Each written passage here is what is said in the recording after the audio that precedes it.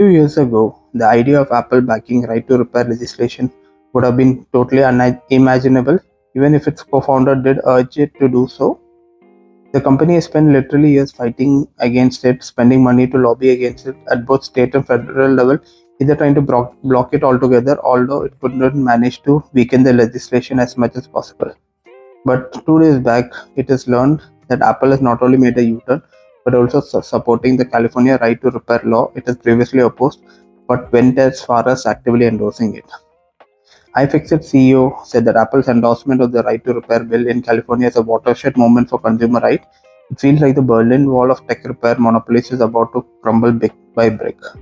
Apple's about turn on the issue was a slow one indeed, but the breakthrough moment was back in September 2021 when the company launched its self-service repair program.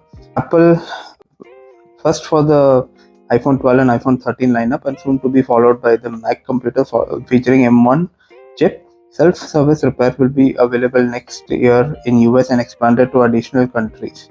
Customers join more than 5,000 Apple service providers and 2,800 independent repair providers who can access to these parts, tools, and manuals. It now seems like since Apple has done a complete 180-degree on this, it seems now other companies such as Samsung, Lexmark, Verizon, and others will also follow suit. It's great, but it'll be even greater if they can bring back the headphone jack and memory card slot, but that will never happen again.